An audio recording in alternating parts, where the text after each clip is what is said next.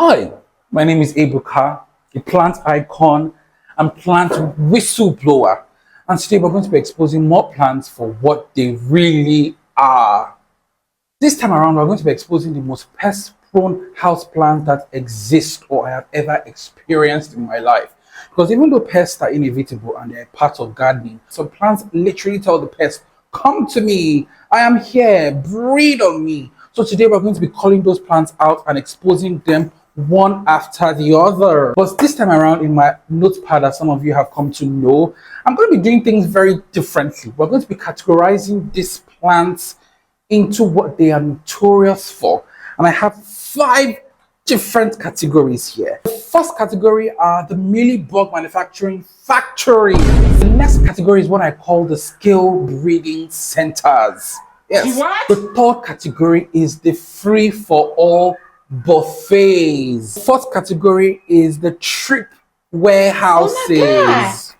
And the last, but certainly not the least of these categories, we're exposing spider mite magnets. So this is definitely going to be fun and a shocking expose. Some of the plants on this list are going to leave you guys shooked, but at the end of the day, I'm here to expose the truth and nothing more. So let us proceed. Now, moving on to the first category, we're going to be talking about plants that are Mealybug manufacturing factories. Oh my goodness gracious. So the first plant on this list is, hold on. Oh my God, what is that? Ladies and gentlemen, syngoniums. Syngoniums of all shapes and sizes. Some of the most intense mealybug infestations I have found on my syngoniums. I used to have a fair share of syngoniums, but I have since downsized them because I want peace of mind. I don't want to be treating mealybugs every 3 working days in my life. And one interesting thing about syngoniums is that the more they mature, the more they tend to be like more enticing to mealybugs. Like when you get a syngonium and it is still in a 4-inch small pot, you don't see any mealybugs on it, but the moment it starts having way more leaves and way more coverage, the mealybugs just like to hide and breed on them. And these mealybugs will always breed at the back of the leaves or at the back of the stem where you can't easily spot them at first. You might pick up your syngonium and say, "Oh my God, you're so gorgeous," and then literally behind, you literally are seeing a mealybug factory behind. Oh, by the way, this is a grass pole. I've quickly learned to minimize the amount of syngoniums I have in my garden, and I never, ever, ever again pair syngoniums too close together. I did that in my previous garden, and trust me, it was a recipe for disaster. The mealybugs were just jumping on one syngonium to the other, and before you knew it, I pretty much had an entire mealybug infestation in that garden. So please, if you are getting syngoniums, I would never ever recommend that you pair them together. Please, one syngonium should be on the left side of your garden, the other syngonium should be on the right side of your garden, because mealybugs are extremely persistent. Like, they are easy to spot and easy to treat, but they are persistent. They always keep coming back after a couple of weeks or months. Also, if you happen to have a garden that has an ant problem or ant situation or an ant colony, I would strongly advise you limit the amount of syngoniums you introduce to that garden, because guess what? Ants have a symbiotic relationship with mealybugs, and ants help to spread mealybugs in your garden. Okay, moving on to another plant. The next one, I don't have this one in my collection because I tried on several occasions and she was just a mealybug breeding center and I had to let her go. And this is a plant that I don't see people talk about enough or as much as they used to. I feel like she was falling out of fashion. There was a time that she was really in high demand in the Nigerian plant community. Ladies and gentlemen, it is none other than the aluminium plant. And it hurts me to say this because this is a plant that is absolutely gorgeous, especially when you grow a full pot. It just looks so beautiful. It looks like a metallic work of art. But this plant, oh my goodness, thinking about it, I still have goosebumps. It actually is a mealybug manufacturing factory, ladies and gentlemen. And in fact, I was even contemplating whether to put this plant in the category of scale breeding the center, because it also breeds scales. And the thing about treating mealybugs on this plant is that because the plant is so delicate, if you've ever grown this plant before, it literally has like quite delicate leaves and stems. you can easily damage them in the process of trying to treat the mealybug. So you're going to end up with a battered looking plant because you're trying to treat it or rid it of the mealybug infestation. Moving on to the last plant in this category, I'm going to have to go back a bit so that you guys don't spank me from the screen, because this genus of plant is yours favorite, especially if you are a millennial. Millennials absolutely love this plant. I personally think it's a bit overrated and a bit overhyped. But I'm going to drop all personal sentiments and just state it as it is. Ladies and gentlemen, the next plant on this list that is actually a mealybug manufacturing factory but doesn't get called out enough for that is Hoyas. Hoyas, yes. Let us be real. You all love your Hoyas, but honestly, some of them are like literally mealybug breeding factories, if I'm being honest. If you know anyone that owns a Hoya compactor, that one that looks like a rope, please pause this video and check on them. Check on them right now, because they are spending at least 300 days out of the year to treat mealybugs on that plant. That Hoya is notorious for being a mealybug magnet. Hoyas that generally have these crested or serrated leaves, Hoyas absolutely love to hide in between the nooks and crannies and the crevices of such leaves, and they breed prolifically on them. And this is also true for Hoyas that are really bushy and compact. Mealybugs absolutely love them. One thing I noticed about mealybugs is that they do not like plants that are that have this sparse or internodes or this sparse leaf placement. They tend to love compact and bushy plants so that they can hide there. So if a plant is compact and bushy, and that's why, like I said, with syngonium, when they are small and don't have a lot of leaves, you might not encounter mealybugs on them. But when you grow your syngoniums with bushy specimens, the mealybugs will just come. And that is the same for a lot of Hoya. And that's one thing I want you to take out from this video. All these pest-prone plants, if you must get them, place them strategically far away from other pest-prone plants or your other plant collection. Never pair two pest-prone plants together. That is like a recipe for disaster. So yes, those were the mealybug manufacturing factories that I could remember. If I can remember more, I'm definitely going to do a part 2 of this video. But let's move on. The next one I'm going to talk about is the scale breeding centers. Oh, Jesus. And talking about this category actually is very triggering, because I personally feel like scales are like the worst plant pest ever. Oh, Jesus, because they spread so prolifically, and they are also really difficult to treat because they have that outer armored shell that protects them against conventional pest treatments like neem oil. So you literally have to use something that the plant absorbs into its tissues, which then unalives the scales as the scales consume them. And that's where a systemic comes in. I know a lot of the eco-friendly girlies don't like to use systemic pesticides, but honestly, it was going to really save you a lot. And also, the annoying thing about scales is that even after they have unalived, their carcasses are still going to be on the plants. So you literally have to scrape them. Oh, scales are honestly annoying. Anyways, without much ado, I feel like this is the most notorious houseplant scale breeding center. I have her with me here. Ladies and gentlemen, this cutie and her family, Scheffleras, oh my goodness gracious, especially the more common houseplant varieties like the Schefflera arboricola, I can't pronounce the genus name or the species name, and also the Schefflera amate. Oh my goodness gracious, Scheffleras are extremely scale prone.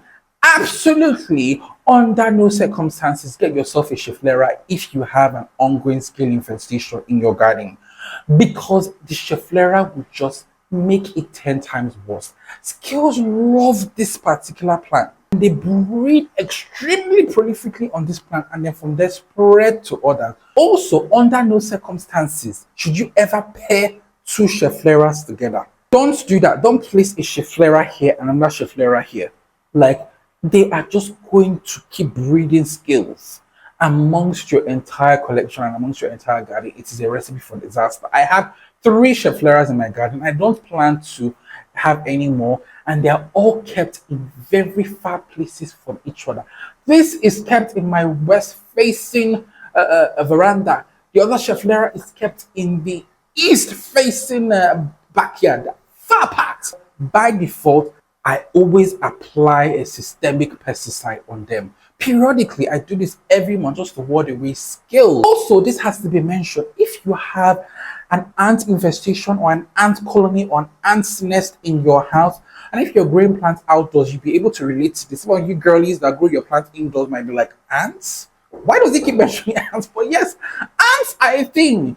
If you grow your plants outdoors, I think I need to do a whole video on ants because honestly, ants are interesting. They can either be your plant's greatest enemy or your plant's best friend. I'm going to talk about that in a separate video. But if you have ants, absolutely under no circumstances should you introduce Schefflera where an ant colony is.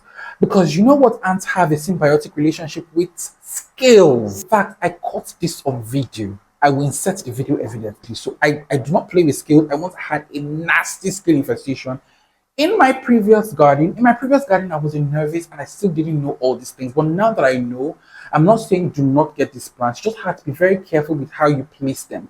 Their placement and also limiting yourself to a certain number of these plants really goes a long way in curbing the spread of these pests I'm going to be mentioning. So yeah, the next one I'm going to be exposing, and it breaks my heart. It absolutely breaks my heart to say this, but this is actually, after snake plants, this is my second favorite genus of plants, but they have to be exposed. I'm not going to be biased. The second one is aglaonemas. Oh my goodness gracious. I don't see anyone talking about this on the internet, but aglaonemas are actually very prone to scales. I should know because I've been collecting aglaonemas for years and I still continue to have a vast collection of them. And aglaonemas are not just prone to your conventional scales. It took me a while to finally ID this particular scale. They are called eunomous scales.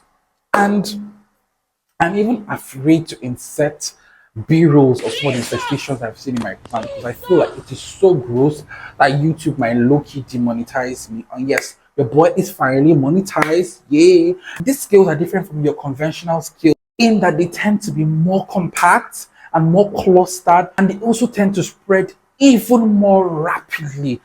They absolutely love aglaonemas. They tend to be more of an outdoor bound pest. But if you bring a plant that has that scale infestation into your collection indoor, it is still going to spread rapidly. I once lost almost my entire aglaonema collection to this scale. I love to cluster my aglaonemas together because they give off this very beautiful look, this beautiful colorful look that attracts so much attention. Beautiful, but it's a recipe for disaster for these scales. They will just spread rapidly all over your aglaonemas, and they are, like I said, really difficult to treat. The only thing that has worked against them in my experience is to use a systemic. So all my aglaonemas, every single one of my aglaonemas have systemic granules applied in their soil. I also use a systemic spray on them regularly, like every month. I do not joke because these enormous scales, they are the devil, and I don't see people talk about it. So yes, I'm sorry, aglaonemas. I really love you, but you guys have to be called out for being scale breeding centers. This next one, I have absolutely no qualms calling this one out because it's not even a plant that I like. It's not a plant that I see a lot of people have in the West, but it's actually a very common plant here. It's even native to Nigeria. It is a Dracena aubriana, babe. Now, I have to mention this here for my Nigerian homegirls in Nigeria that might be watching. There is no time in my life I have seen this plant that it doesn't have scales on it. I've visited several gardens during the course of my consultations with my clients, and each time I see this plant there, it is the source of the scale infestation that they generally have. So be very cautious if you're introducing this plant to your collection. Scales absolutely seem to love it. Do not pair this plant close to your prized babies. Keep her away from other plants if you must introduce her to your collection. In my opinion, there are better dracaenas out there because this one, she doesn't even make a great indoor plant. I'm like, how are you a dracaena native to Nigeria, yet you are still difficult to grow indoors in a Nigerian home? Make it make sense. Yeah. This third category, oh Jesus, I had to create this category just for this plant. Just for this plant because again, oh, this category basically embodies what this plant is. This category is called the free for all buffet because that is what this plant is. And especially if you are growing this plant outdoors. Oh, Jesus. If you are growing this plant indoors, you might not experience this issue. But if you're growing her outdoors, it literally feels like you have brought a slab of chicken, of fried chicken, and you've put it out there and you're saying, everybody come and have a bite. That is what this plant is for outdoor pests. And when I mean outdoor pests, I don't mean your conventional like mealybug, spider mites. No, I'm talking things like rats, snails, slugs. In fact, if you live in a place that has a high animal population, I can bet all the animals in that your environment will come for this plant. Yes. If you have deers, any herbivorous animal must make sure they come for this plant first.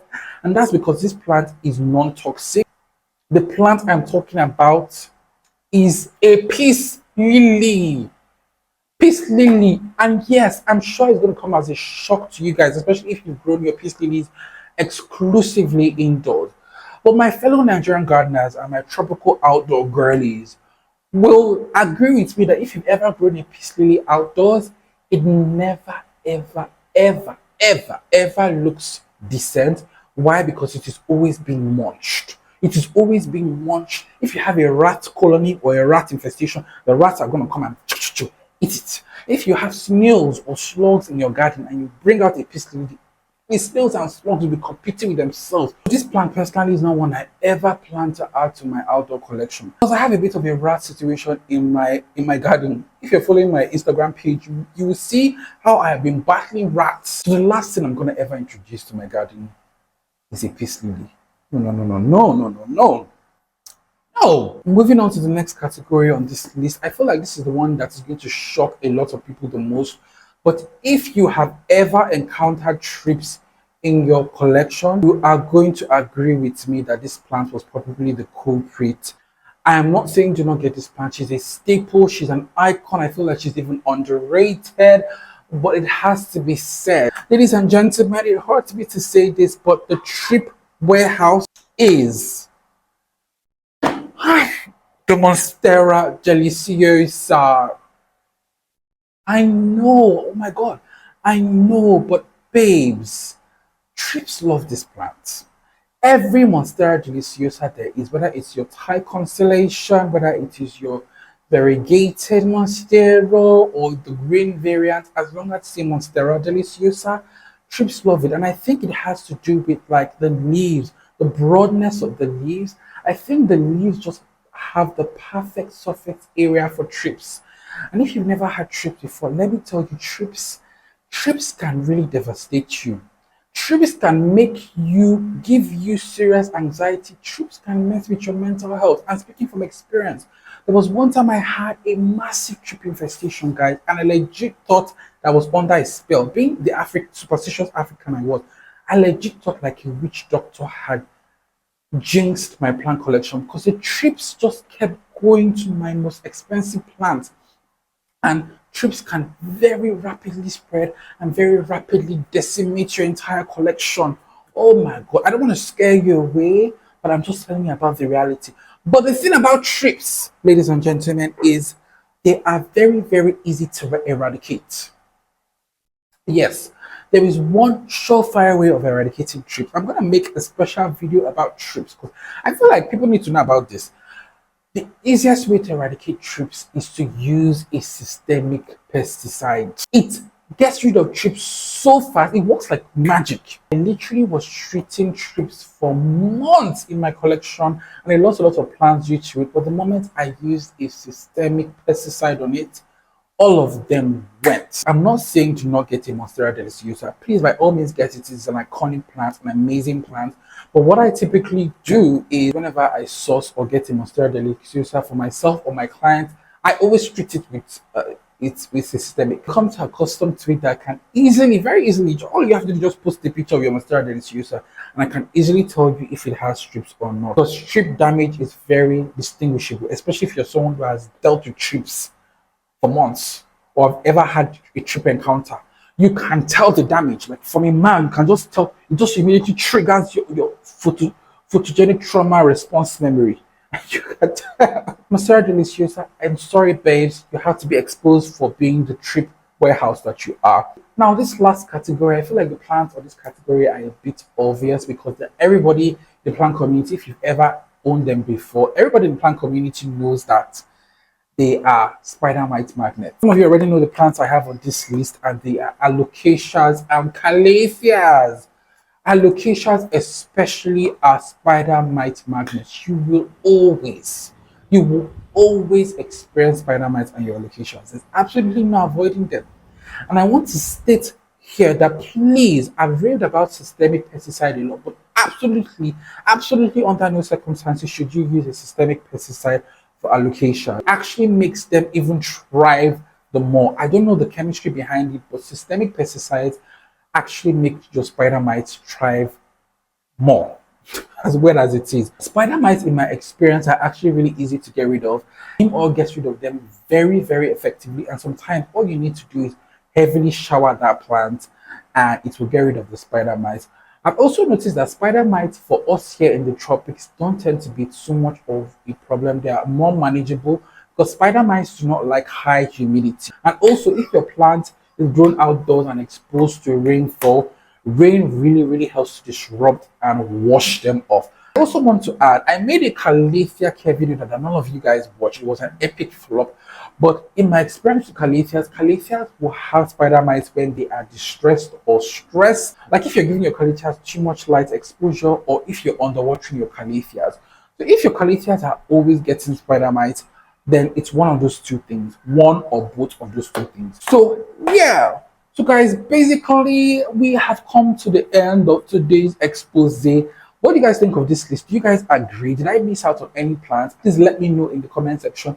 And if you liked this video, like and share it amongst your friends and subscribe to the channel. Goodbye and see you in the next one, vibes.